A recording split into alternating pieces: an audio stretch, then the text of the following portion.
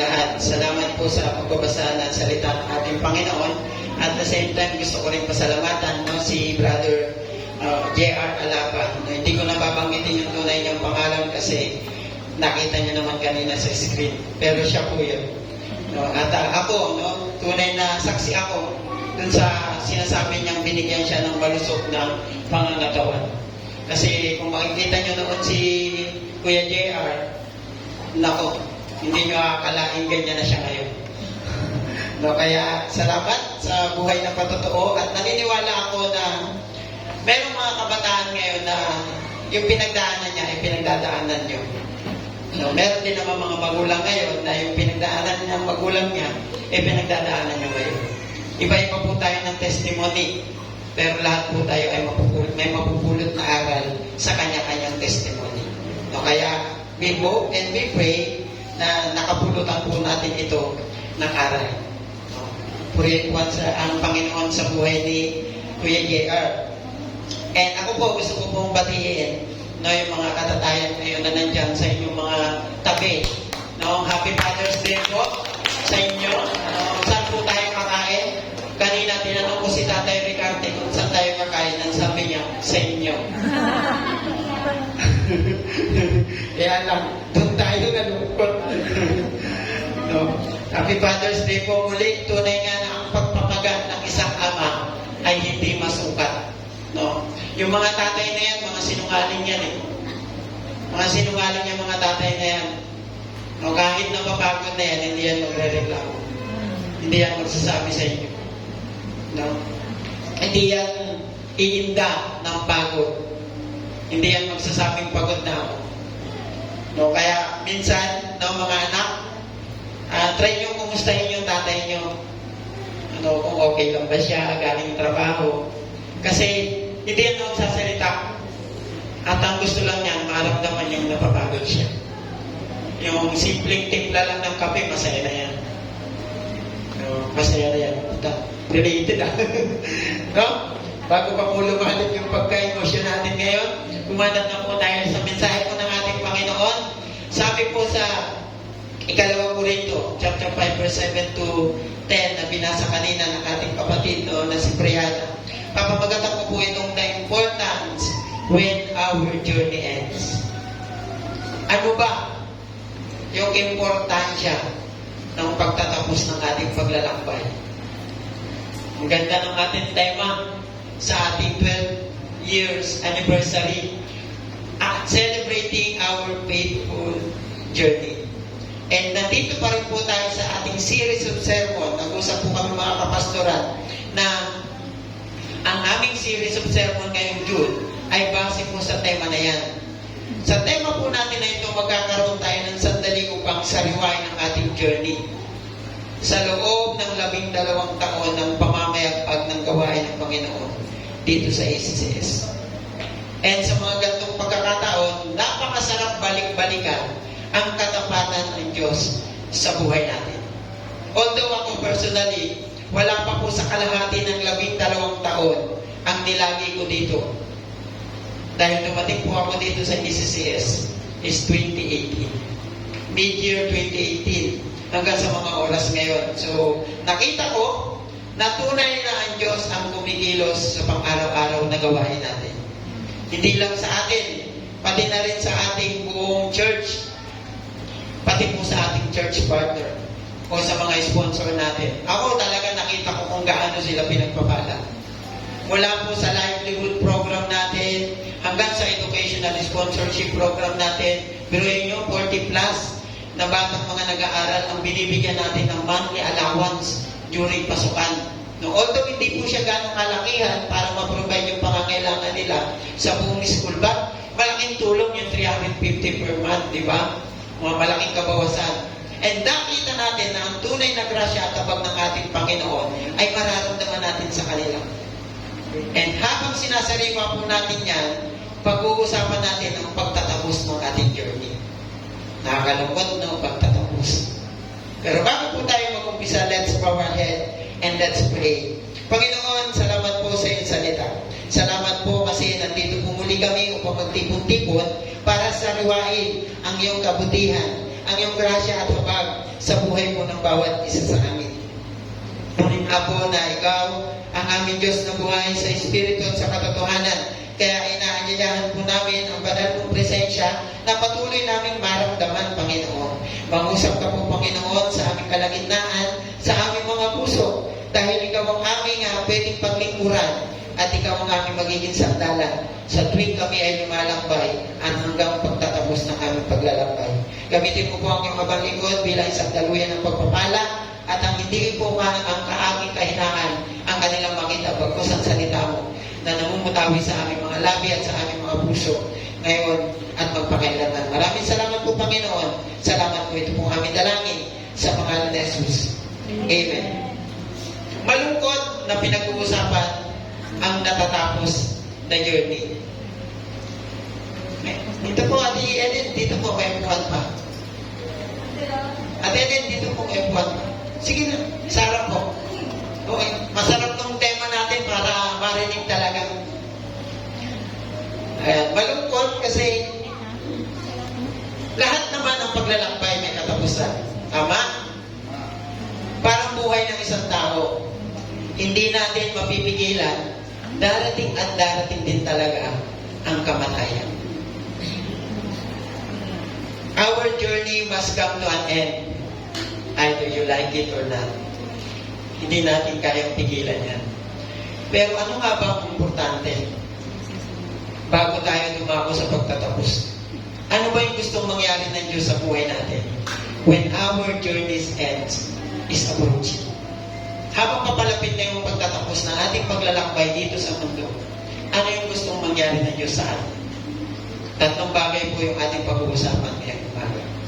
Tatlong bagay na gusto ng Diyos na alalahanin natin during our travel.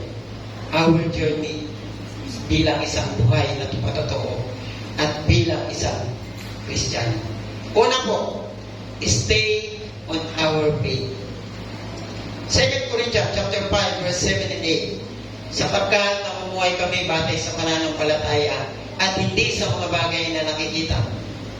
Malakas ang aming loob at mas gusto pa nga namin iwan ng katawang ito na aming tinatahanan ngayon upang manirahan na sa piling ng Panginoon. Ito po yung verse na madalas na-abuse. Walk by faith and not by sight. Bilang isang Kristiyano, paborito itong verse ng ilan.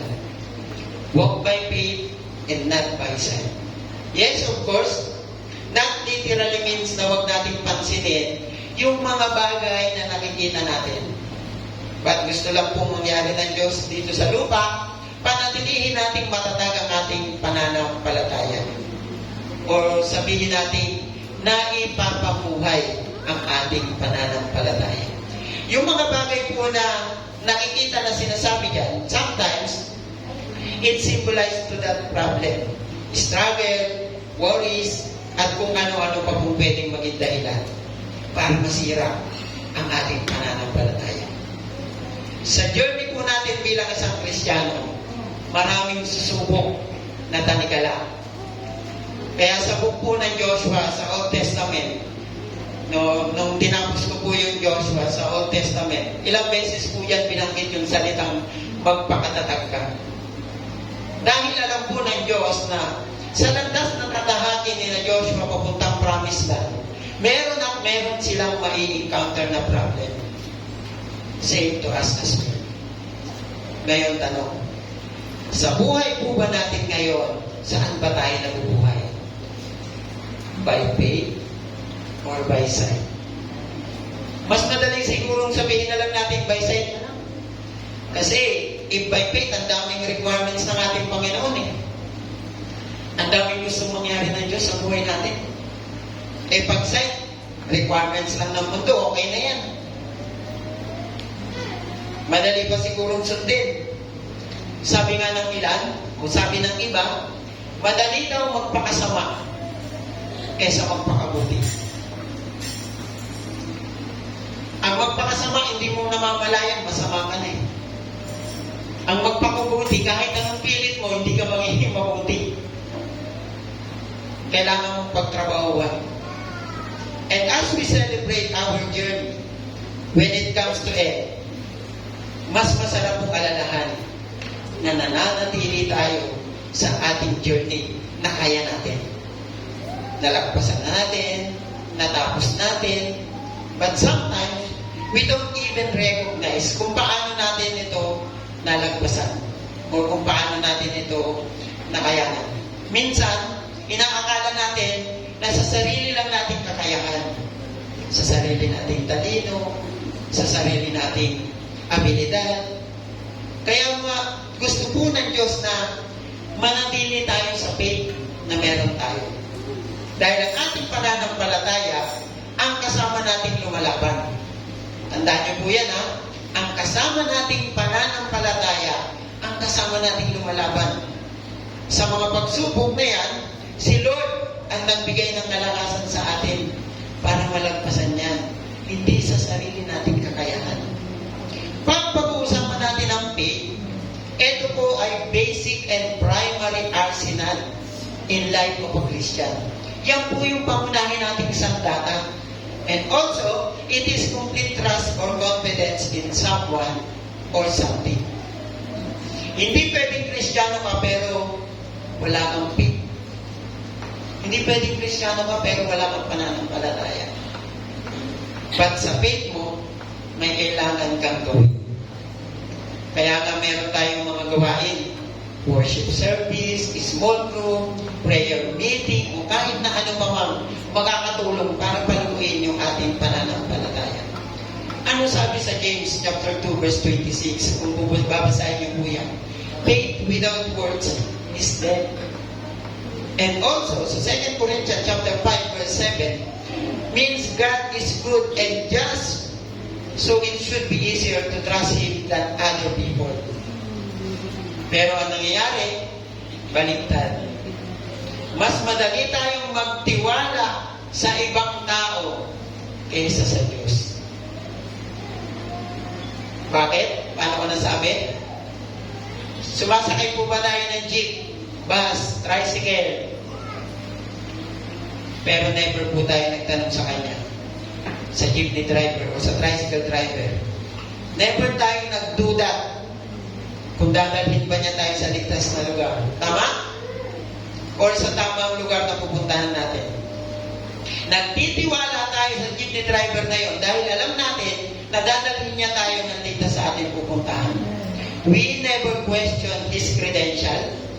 We never question his capability. Kung paano pa siya mag-drive. Tama? Dahil nananampalataya tayo sa kanya.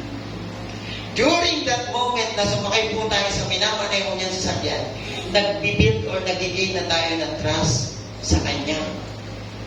Complete trust pa nga. Tama? E paano kay Lord? We are building complete trust. Kaya, may question mark. Binibigyan kaya natin siya ng tunay o totoong pananampalataya o magtitiwala ba tayo sa kanya? Or we are questioning his credential? We are questioning yung capability ng Panginoon na kaya niyang gawin sa buhay natin. Hindi natin sinasapuso yung sinasabi ng Jeremiah 29:11. Ano sabi doon? For I know the plans I have for you, declares the Lord, plans to prosper you and not to harm you, and plans to give you hope in the future. Sa Tagalog po, sabi diyan, sapagkat batid kong lubos ang mga plano para sa inyo, mga plano para sa inyong ikabubuti, hindi para sa inyong ikasasama, kundi para sa inyong ikabubuti. Ito yung mga plano magtutulot sa inyo na ikinabukasan punong-puno ng pag-asa. Ang problema, konting problem lang, magtatampo ka agad kay Lord. Konting struggle lang, halos ibasura na yung faith natin sa ating Panginoon. Nakalimutan na natin yung magandang plano ng Diyos sa buhay natin. Kaya sabi po ng ating Panginoon, tapusin natin ang karera ng ating buhay ng merong buong pananampalataya. Lahat ng paglalakbay may katapusan. Hindi natin yung mapipigilan. Lahat ng laban may hangganan. But what important is, paano natin ipinapakita ang ating pananampalataya? Nananatili ba tayo sa pananampalataya? As we celebrate kahapon ng ating 12 years anniversary, natanong mo na ba sa sarili mo, ano ang natutunan mo sa 12 taon ng paglalakbay mo sa iyong buhay Christian? O kung 1 taon ka man, 2 taon ka nandito sa ICCS, ano yung natutunan mo sa progress ng buhay mo? Nananatili ka ba sa pananampalataya mo? O mas lalo kang tumingin sa mga bagay na nasa paligid mo? Stay in our faith, mga kapatid.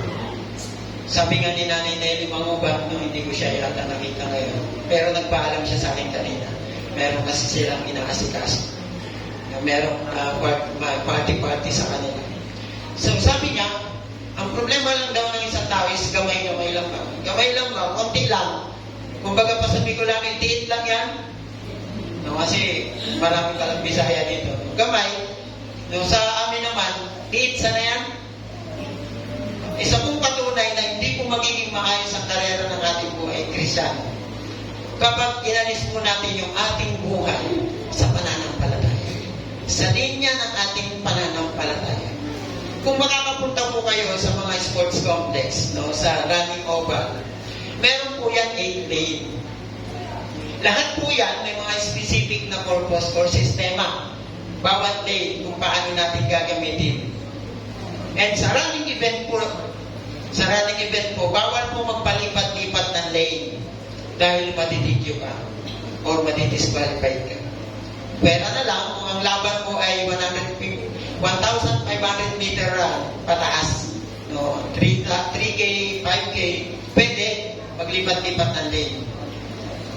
Same po sa buhay po natin bilang isang Kristiyano. Kaya pinaalalahanan po tayo ng Diyos na sa talata po na binasa natin kanina na manatili o mamuhay sa pananampalataya. Stay on our way. Huwag natin pansinin yung mga nasa paligid natin. Lalo na sa paligid natin na maraming gawa ng kaaway or makamuntong gawain. Every time or every day, pwede tayong magkasala. Pwedeng masira yung ating pananampalataya. Sa verse 8, sinabi dyan, ang makukuha natin after natin magtiwala sa ating pananampalataya. Ano sabi doon? Lalakas ang ating loob. And proven yan na pag alam natin na may kasama tayong lumalaban sa problema, lalakas ang loob natin. Yung alam natin na hindi tayo papabayaan ng ating Panginoon. Pero be aware. Aware ba tayo mga kapatid? Huwag tayong masyadong mataas dahil lang sa faith na meron tayo. Ang nais po ng Diyos ay panatilihin natin ang bawat isa sa ating pananampalataya ng may pagpapakumbaba. Kahit alam na natin na malayo na ang narating ng ating pananampalataya o ng estado natin sa buhay o ng narating natin sa buhay, pinag-aralan, yung buhay natin, nakita na natin mataas na o malayo na, huwag natin kalimutang magpakumbaba. Minsan, ang daming Kristiyano ngayon na umahantong sa ganitong sitwasyon. Lalo na pag nasa leadership. Dapat po panatilihin po natin ang pagiging humble. Hindi humble. Kasi mismo nga Diyos ang magpaparusa sa atin kapag ginawa po natin yung mga bagay na yun. Ang pananampalataya po natin ay hindi pwedeng maging dahilan para magkaroon tayo niya. Ang pananampalataya po natin ay ginagamit lamang sa pagtitiwala sa ating Panginoong Yesus at personal na tagapagligtas. Huwag po natin gagamitin yung ating pananampalataya para maging sikat tayo. Para maging famous tayo. Para ikayaman natin. Ang pananampalataya po natin ang mabisang gamot sa lahat ng kahit na anong karamdaman o kahit na anong pinagdadaanan natin sa buhay. at napakahalaga niyang dalahin habang tayo ay naglalakbay patungo pa sa 13, 14, 15 o kahit anong taon pa yan ng ACCS. Kaya stay on our faith. Pangalawa, delight with faith. Sabi po sa verse 9, kaya naman ang pinakanais namin ay maging kalugod sa Kanya. Maging nasa katawan lupa o maging nasa piling na niya. Isa pong mahalagang bagay na masarap alalahanin sa journey po ng pagtatapos ng ating buhay Kristiyano ay kung ikaw ba ay naging kalugod-lugod sa paningin ng ating Panginoon. Dahil ikaw nga ay may pananampalataya, dapat po kalugod-lugod ang ginagawa natin. Nakikita ng ating Panginoon ang lahat ng ginagawa natin. Take note ito kasi yung minsan naririnig natin every time na nagpipray tayo, nananalangin tayo, nababanggit natin to, yung kasalanan hindi sinasadya at sinasadya. Wala pong pagkakaiba sa tinatawag na kasalanan hindi sinasadya at kasalanan sinasadya. Tandaan niyo po yan wala pong pagkakaiba. Hindi po gumawa ang Diyos ng pagkakaiba sa pagitan ng sinasadyang kasalanan at hindi sinasadyang kasalanan. Alam ng Diyos na laging kinakailangan ng pagsisisi para sa pagtatamo ng kapatawaran sa lahat ng kahit na anong kasalanan. Ang pagsisisi po ay literal na pagbabago ng saloobin ng isang tao tungkol sa Diyos at kalakip ng nagliligtas na pananampalataya kay Kristo. Dito tayo, dito ka sa para makita kita. Ayaw mo? Dito tayo, upo kayo. Cassandra, dito ka. Sige na.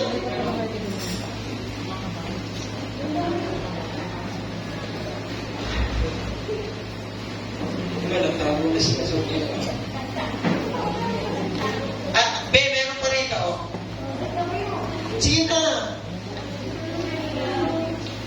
Balik pa kayo. Diyan nga.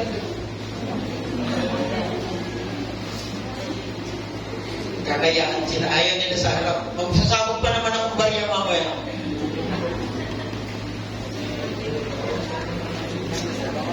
Bago sa ating topic, kung wala pong pagsisisi, wala pong kapatawaran sa kasalanan. Tandaan niyo po yan. Sinabi po ni Jesus, sinasabi ko sa inyo, hindi dapat malibang kayo'y magsisi at mamamatay kayong lahat sa gayong ding paraan. Ang sadyain pong magkasala ay pagiging mayabang at mapagmataas sa kanyang paglaban sa Diyos. Nagdadala ang sinasadyang kasalanan ng hatol o malaot madali, ngunit hindi rin katanggap-tanggap ang hindi sinasadyang pagkakasala o pagkakasala sa liit ng kamamayan. Kaya nga po, lilinawin po natin, wala pong pagkakaiba ang kasalanang sinasadya at hindi sinasadya. Sa Efeso 4, chapter 4, verse 17 to 19, sabi niya dyan, sa pangalan ng Panginoon, binabalaan ko kayo. Huwag na kayong mamuhay tulad ng mga hindi sumasampalataya. Walang kabuluhan ng kanilang iniisip. Verse 18, wala silang pangunawa dahil sa kanilang kamangmangan at katigasan ng ulo. Wala silang bahagi sa buhay na kaloob ng Diyos. Verse 19, sila'y naging alipin ng kahalayan at wala na silang kahihiyan.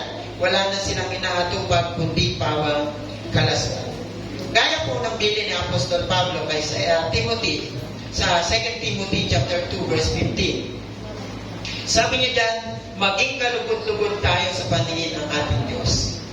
Ganyan din po ang gustong mangyari ng Diyos sa atin.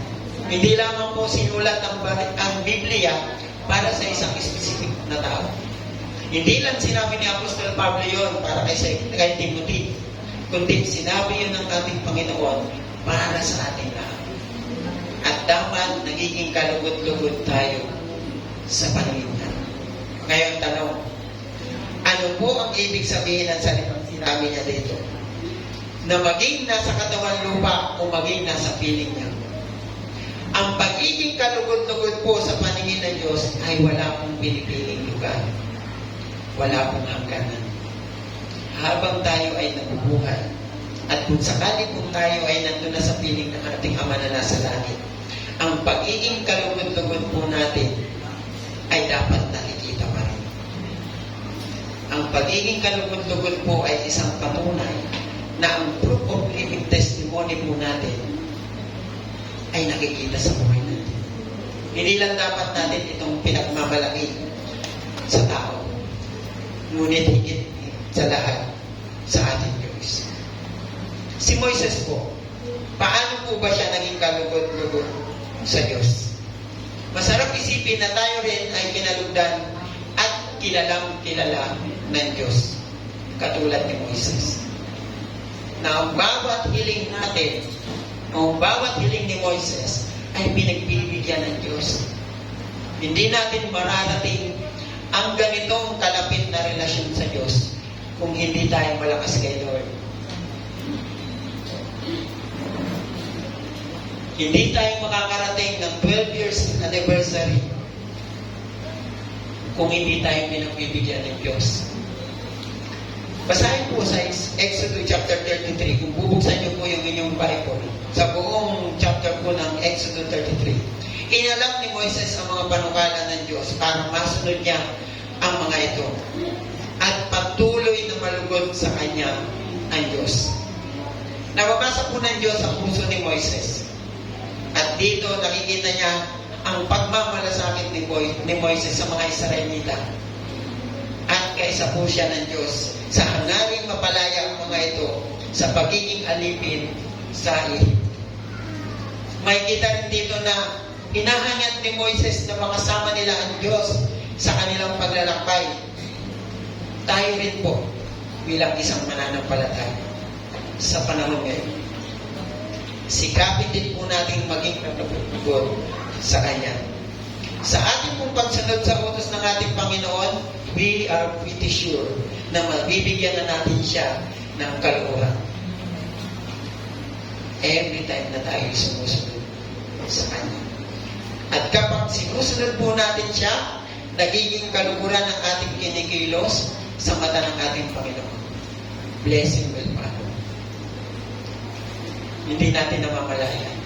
Every time na sinusunod natin ang ating Panginoon, nag-uumapaw na biyaya ang kanyang ipagkakaloob sa atin. Amen? Palakpakan po natin ang ating Panginoon. Blessing will follow. And kung susuwayin natin siya, curse will be upon us. At yan ang nakakatakot. Ano po sabi? Sa Romans chapter 12 verse 1. Kaya nga mga kapatid, alang-alang sa masaganang habag ng Diyos sa atin, ako'y nakikiusap sa inyo na ialay ninyo ang inyong sarili bilang isang handog na buhay, banal at kalugod-lugod sa Diyos. Ito ang karapat-dapat na pagsamba ninyo sa Diyos. Ito po ay isang paalala sa ating lahat na dahil sa masaganang habag ng ating Panginoon, inuutos ng ating Panginoon na ialay ang ating buong buhay.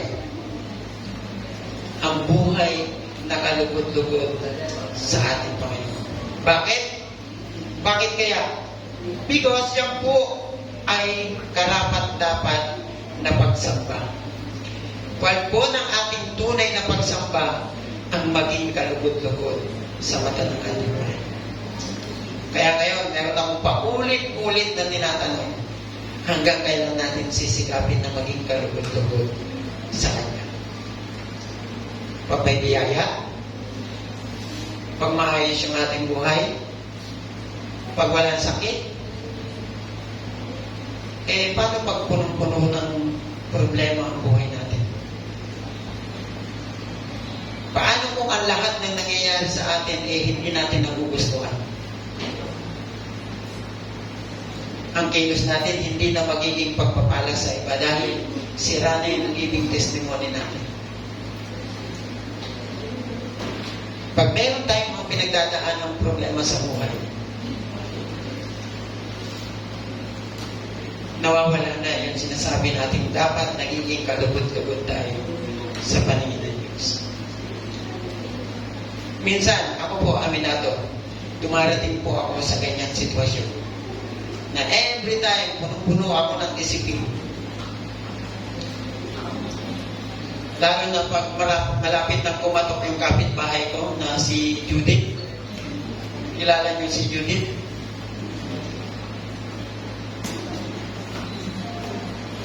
Every time, na parang, yak ka na naman. No, dyan, nawawala na yung living testimony ng buhay natin. Yung living testimony, yung testimony ng buhay mo, na gusto kong makita ng ibang tao. At higit sa lahat, na gusto kong makita ng ating Panginoon. May mga nagsabi ko, ang tunay na karakter daw ng isang tao ay makikita at pilit nalilitaw sa mga oras na ikaw or tayo ay nasa pagitan ng problema at pagsubok. At kung susumahin ko, ako personally, naniniwala doon na ang tunay na karakter ng isang tao ay makikita during nung tumadaan siya ng pagsubok o problema. Ang problema at pagsubok ay pwedeng maging dahilan para masira ka. But, ang pinakamaganda at tunay na katotohanan, ang problema at pagsubok ay inaalaw ng Diyos para patatagin tayo, hindi para sirain tayo. And kapag hinayaan natin na sirain tayo ng mga yan, diyan natin malalaman kung gaano kababaw ang faith natin sa ating Panginoon. Kaya mga kapatid, sikapin po natin maging kalugod-lugod sa ating Panginoon. Hanggang kailan? Hanggang sa kanyang muling pagbabalik. Hanggang sa kanyang muling pagparito sa lupa para sa ating lahat. Amen? Pangatlo po, judgment with action of faith. Sapagkat lahat tayo haharap sa hukuman ni Kristo at tatanggap ng nararapat ayon sa ating mga gawang mabuti o masama, nang tayo'y nabubuhay pa sa katawan nito. Alam natin itong lahat, na tayo ay haharap sa paghuhukom ng ating Panginoon. Alam natin yan lahat, di ba? Base sa ginagawa natin or base sa ating pananampalataya. Alam natin na we cannot save by doing good works. Kahit ikaw na ang pinakamabait na tao dito sa mundo, you are not guaranteed to save. That you are saved.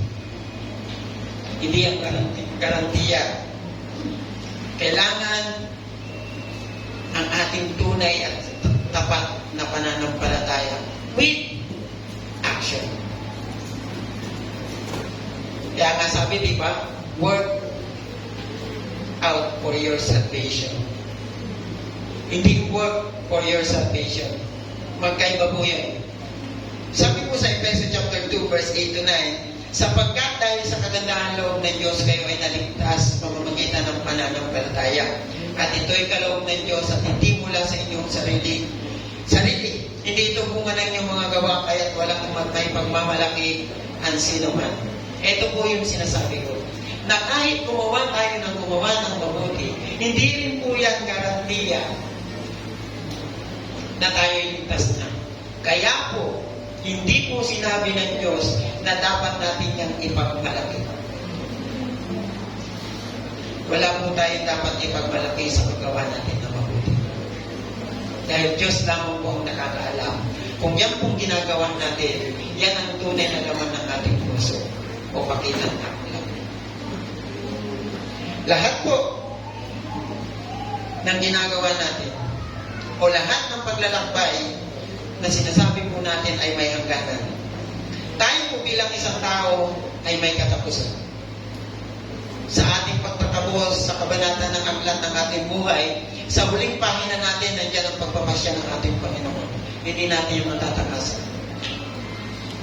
Langit o impyerno. Sa unang salita, akalain natin na parang wala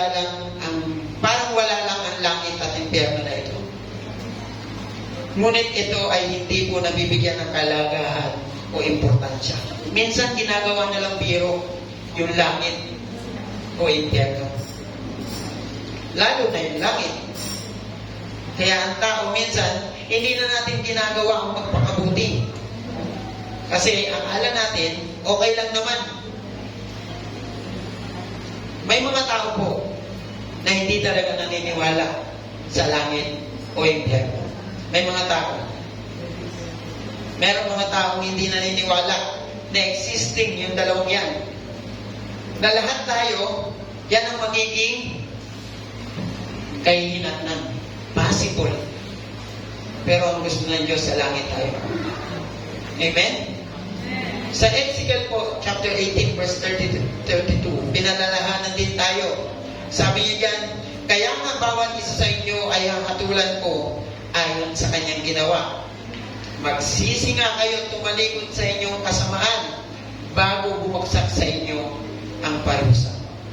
Lumayo kayo sa inyong kasamaan at magbagong buhay. Sapagkat di kayo dapat mamatay, mga Israelita, hindi ko gustong mamatay ang sino man, kaya magpakabuti na kayo upang mabuhay. Alam natin na ang kabayaran ng ating kasalanan ay kamatayan.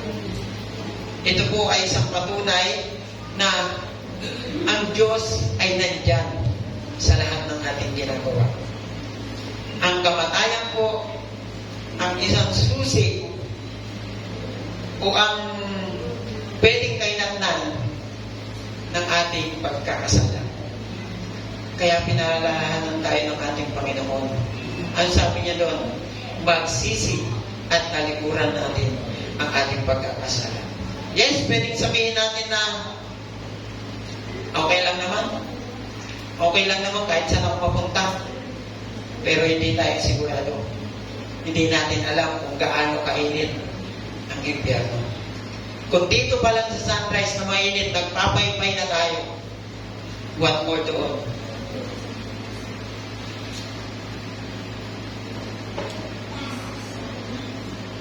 Hindi natin magagawang magpakabuti kung tayo po ay walang pananampalataya sa Diyos na tapat at mabuti. Kailangan trabahuin natin yung ating pananampalataya. Kumilos ng naayon sa Kanya. Ako po, isa po sa hinihiling ko kay Lord na kung sakali na siya ay muling babalik na sa atin para sa pag-uupo. Kung sakali lang na bumalik na siya bukas, sana bumalik na siya bukas. Habang hindi pa ako nagkakasala. Kasi hindi natin masabi sa mga darating na araw, paano pag nagkasala ako? Tapos wala na akong time para magsisi. Eh sakto, maghuhukom na siya. Nandiyan na siya eh. Ayun, impyerno punta. Bakit? Kasi wala na tayong time para makapagsisi. Wala na tayong time para ma-realize natin ang ating pagkakamali. Kahapon po, alas 6 ng umaga. Kung si Lord dumating kahapon ng alas 6 ng umaga, malamang nasa impyerno. Kasi marami akong realization kahapon. No? Marami akong napagtanto kahapon. Kaya salamat sa grasya ng ating Panginoon.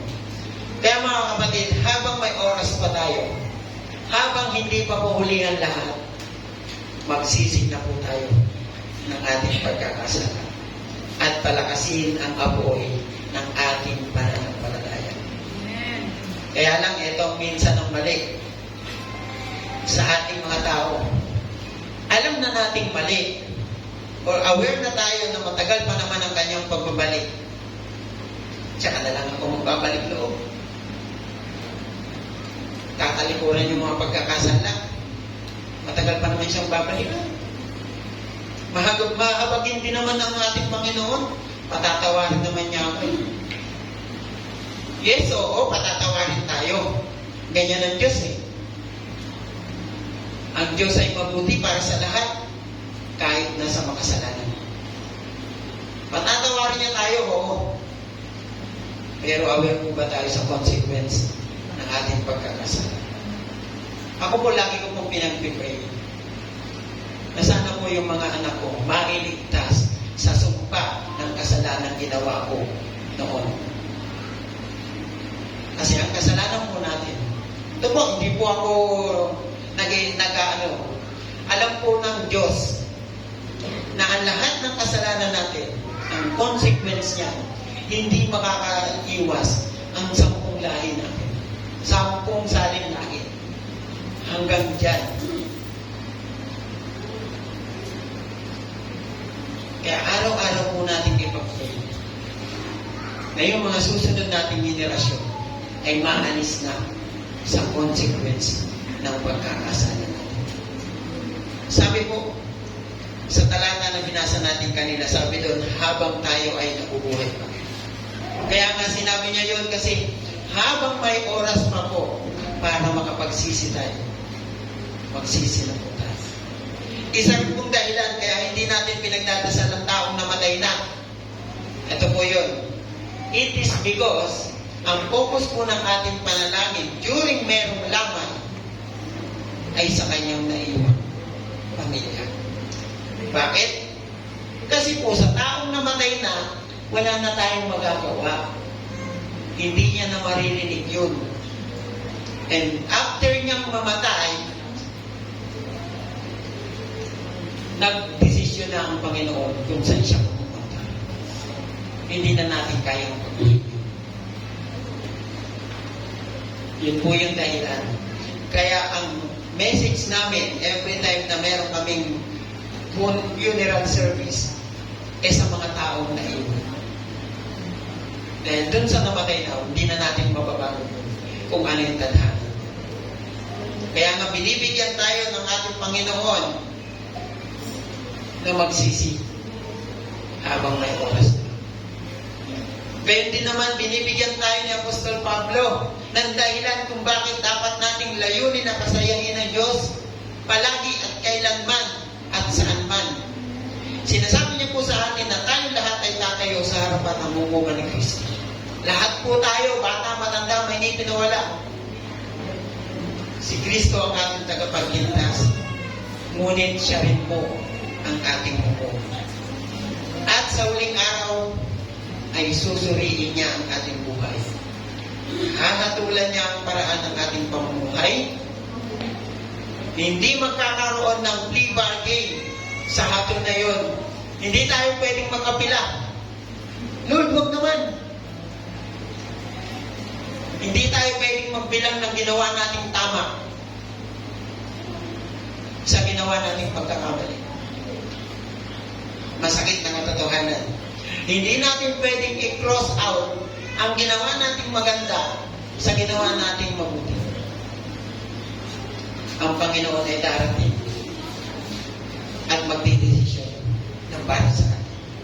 Ang paghatol na ito ay magiging masinsinan at ito ay magiging tapas.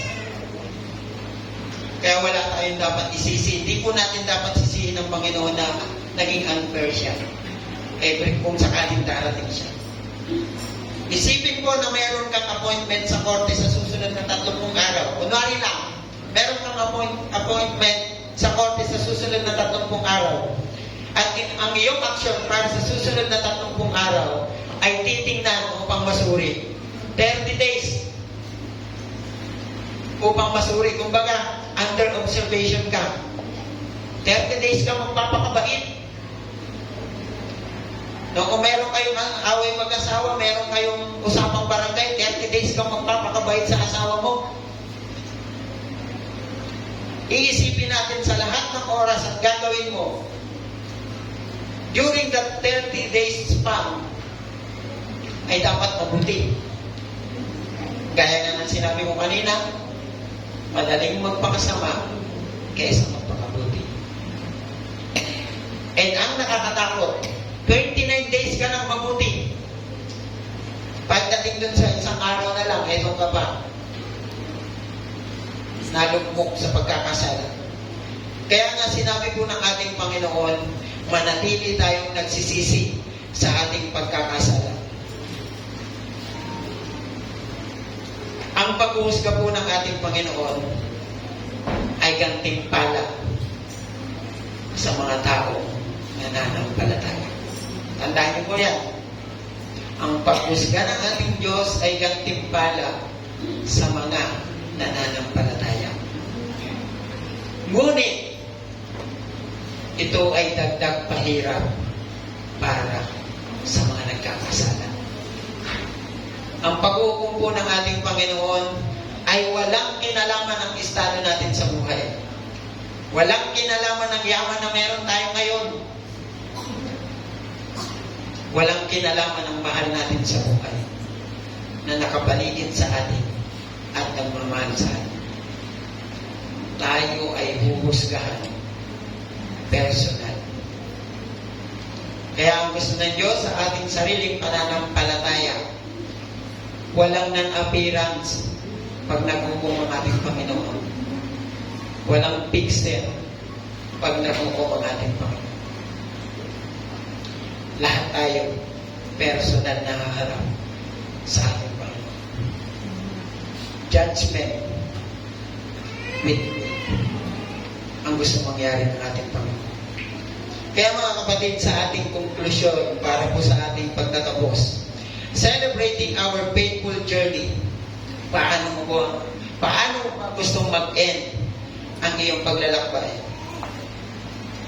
Masakit na utapin dahil usaping end times. Pero mga kapatid, dapat aware tayo. Bakit? Nasa end times era na tayo. Malapit na bumalik ang ating Panginoon. Baka hindi natin namamalayan. Ang oras natin, nasa oras pa tayo ng makamundong gawain. Wala pang Kristo sa ating puso. Kaya habang hindi pa uli ang lahat, stay on our way. And habang nandyan ka sa iyong matibay na pananampalataya, sikapin po natin maging kalugod-lugod sa ating Panginoon. Bago ang kanyang ganap at akmang pag-uhukom sa ating lahat. Hindi tayo exempted. Lahat tayo darating. Kaya nga, ngayon pa lang sikapin natin na sumunod sa kalooban ng ating buhay na patotoo at sa buhay ng ating Panginoon na gusto niyong mangyari. And sa ministry na meron po tayo sa ating simbahan. Sa ating pong pagtatapos ng ating kabanata, napakasarap pong sariwain ang kabutihan natin. Kabutihan ng Diyos sa buhay natin. Pero yun 12 years. 12 years ng ACCS. Kaya naniniwala ako na imposibleng wala kayong munting alaala na pwede pong maging inspirasyon sa ating future. At ang paghuhukom ng ating Panginoon, yung bagay na yan ang panghawakan natin sa ating kinabukasan. Isa pa pong mahalagang paalala sa atin na masarap din alalahanin ang bagay na hindi maganda o maayos na nangyari sa buhay natin. Dahil during those time, mas mararamdaman natin kung gaano kabuti ang Diyos sa buhay ng bawat isa. During that time na hindi maganda, diyan natin mas lalong nakikilala ang ating Panginoon. Wala nang panikan mula sa Kristiyanong pamumuhay patungo sa magandang patungo sa makamundong gawain nito. Wala pong masamang balikan ang nakaraan ng bakas ng kahapon. Masama man yan o maganda. Ang mali na hindi na natin pwedeng gawin ay hindi magpatuloy dahilan sa mga nakaraang hindi maganda. Ang kabutihan po ng Diyos ay mananatili sa atin magpakailanman. Amen? Hanggang sa kanyang muling pagbabalik. At kahit pagpapatapos na ang ating yugto ng pahina ng ating lakbayin, mas maganda po maiparamdam natin sa ating Panginoon na handa tayong harapin ang bagong simula ng ating buhay. Ang buhay na kasama ang ating Panginoon at maging kalugod-lugod at maging salamin ang ating pananampalataya ng may kababaan loob. Mahirap maging Kristiyano Gaya nga ng sinabi ni Brother Gerard. Mahirap, pero masarap.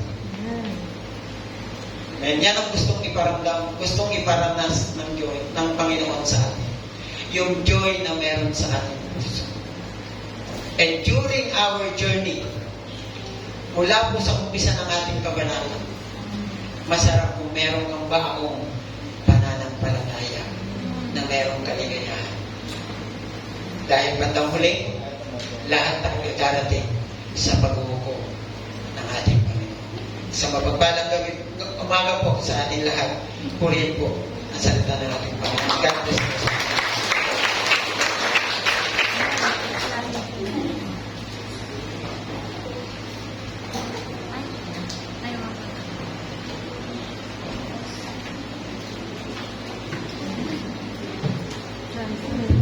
Bless po ba ang lahat sa napakagandang mensahe ng ating Panginoon?